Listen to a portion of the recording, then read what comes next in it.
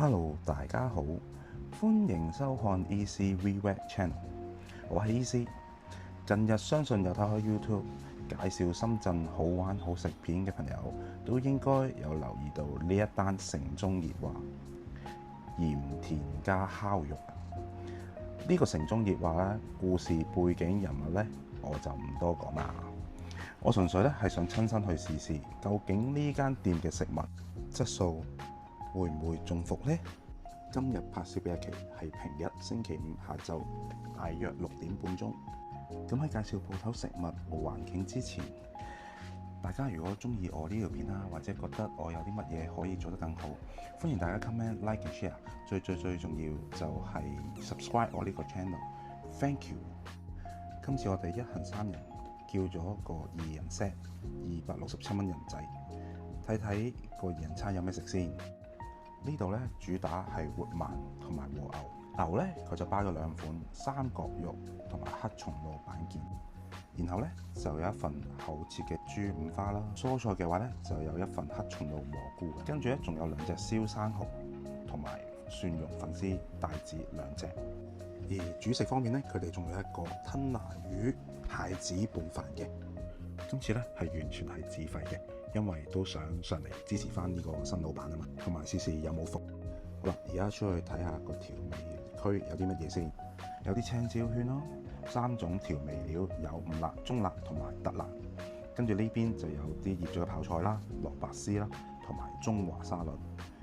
旁邊呢度咧仲有蝦肉醬、燒肉汁同埋鰻魚汁俾大家嘅。鏡頭一轉就過到嚟海鮮池啦。呢度有生蠔啦、帶子啦，同埋旁邊有一啲鮑魚。跟住咧，我哋就睇呢度有一啲叫羅氏蝦，又或者叫大頭蝦啦。雖然個池啲蝦嘅數量唔係話好多，但係見到佢哋都係游緊水，係新鮮嘅。跟住就見到放鰻魚嘅池啦，相信應該生意太好啦，剩翻一條未補貨。呢度啲爐咧，全部都係用炭嚟燒啲食物嘅，相信都會燒得惹味啲。服務員第一碟拎過嚟咧，就係呢一份牛三角肉，一碟裏邊咧就有5件啦。喺顏色啊、雪花紋望落其實都 OK 嘅。咁咧不過咧食落咧就冇乜牛味，同埋有點韌。咁呢度同其他燒肉餐廳其實都係一樣噶啦，都係會有服務員幫你燒埋。之後咧就到黑松露牛板件啦，都係有5件嘅。我覺得黑松露嘅味咧冚過晒所有，所以如果可以將黑松露同牛肉分開上就 perfect 啦。跟住就有黑松露蘑菇啦，味道正常咯。之後就到咗我覺得今晚最好味嘅豬五花。呢度基本上每碟肉都係5件咁樣上嘅，而呢個豬五花再配埋呢個生菜，哇，簡直係 perfect 嘅。呢個真係冇得頂。食完晒肉類同蔬菜之後，就開始燒呢度嘅海鮮啦。首先出場就係呢一個鰻魚，咁啊個 set 包8件嘅。咁亦都同其他內地嘅活鰻燒烤餐廳一樣啦，都係會有店員幫你燒嘅。不過咧呢度咧就同其他燒烤店做法有少少唔同啦。其他嘅燒烤店咧燒活鰻嘅話咧係會燒到7-8成熟嘅時候就會拎出嚟點鰻魚汁，然後再放翻落個爐度再燒熟先俾大家食嘅。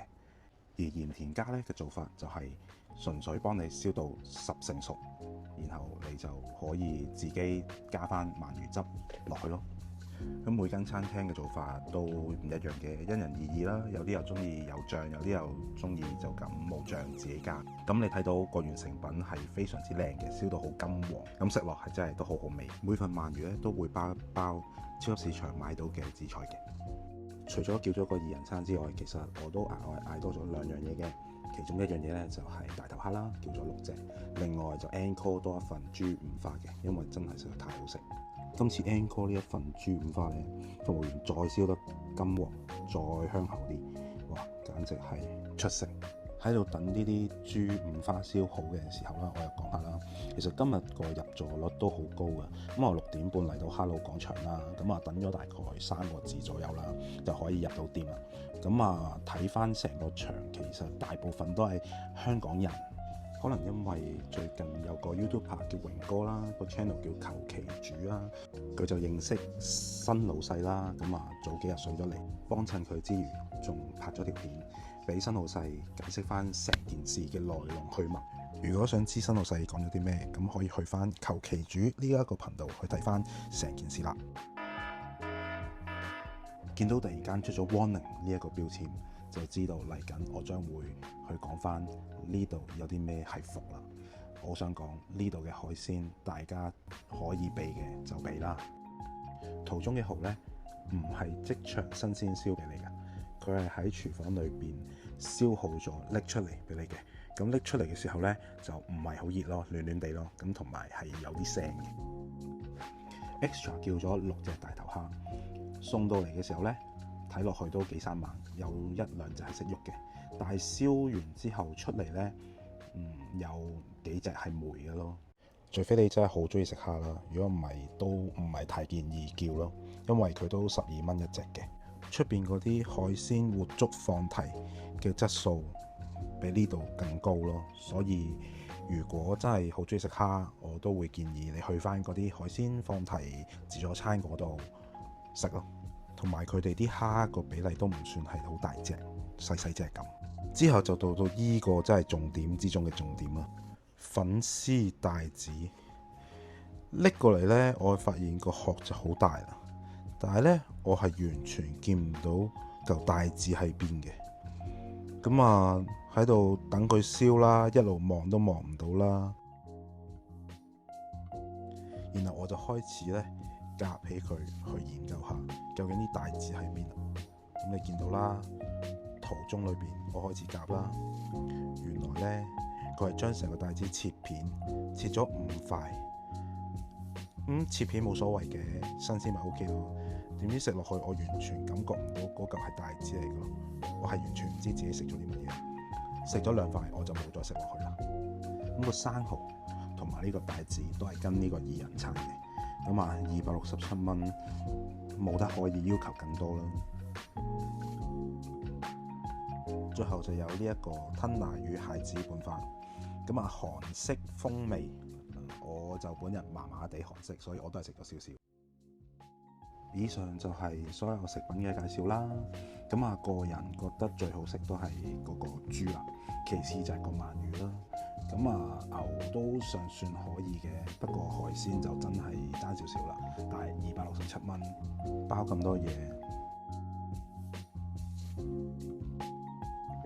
嚟到今次影片嘅最後啦，呢一條片係我 channel 嘅第一條片，我第一次拍片，然後用咗接近7個鐘頭時間去完成剪片錄音，感受好大。